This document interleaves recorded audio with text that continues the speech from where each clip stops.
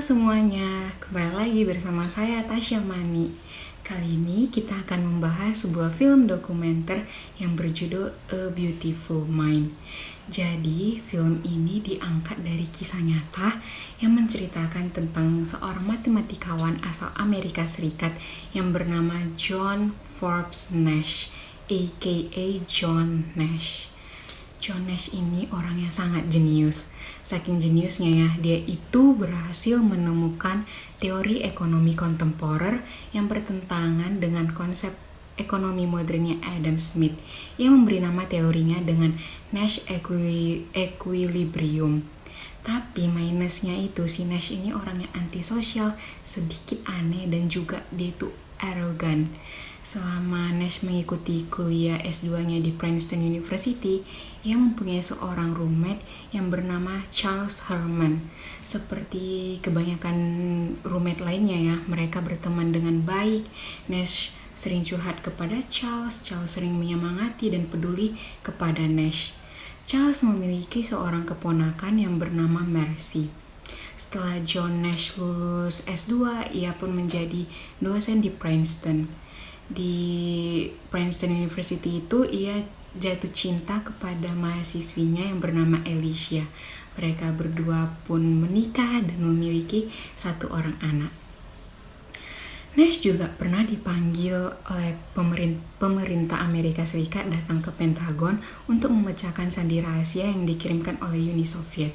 Di sana Nash bertemu dengan agen rahasia yang bernama William Parcher. William Parcher menyuruh Nash menjadi mata-mata. Nash pun setuju dan sangat terobsesi akan perannya sebagai mata-mata itu. Yang menjadi plot twist di film ini, ketika John Nash mengisi seminar di Harvard, ia melihat ada 3 orang yang Nash kira sebagai mata-mata.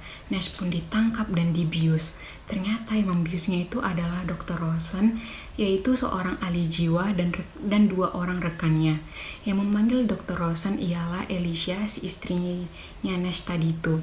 And you know what guys? Ternyata John Nash mengidap skizofrenia. Skizofrenia adalah gangguan mental yang menyebabkan penderitanya mengalami halusinasi dan delusi.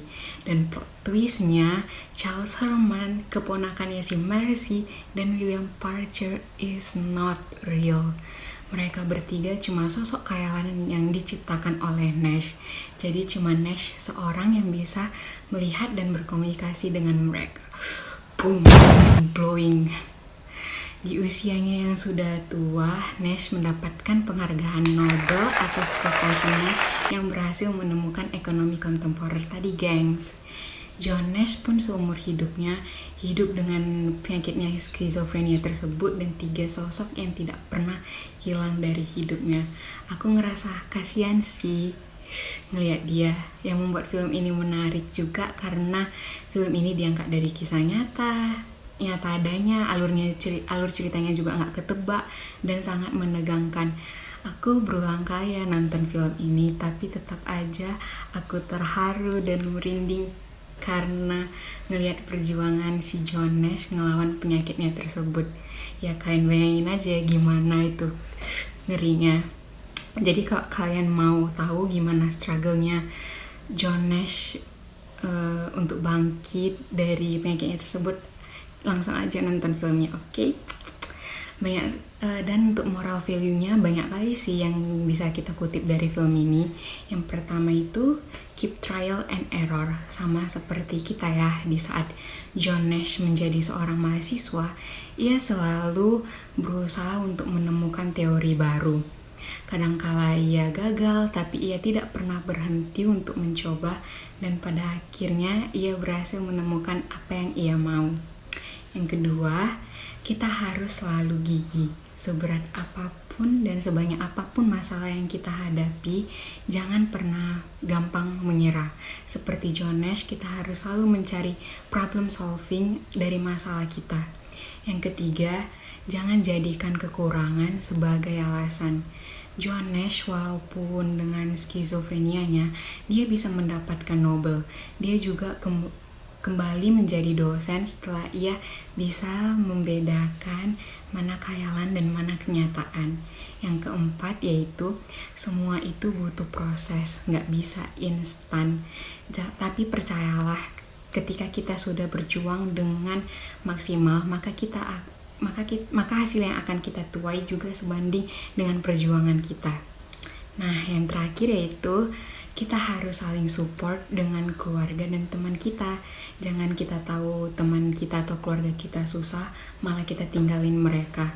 Seperti Alicia yang selalu setia mendampingi dan mensupport suaminya dengan penyakitnya, sampai John sadar dan bisa hidup tanpa obat. Wah. Sekian presentasi dari saya. Apabila ada kekurangan, mohon kritik dan sarannya, karena kita sama-sama belajar. Terima kasih semuanya. See you next time. Bye-bye.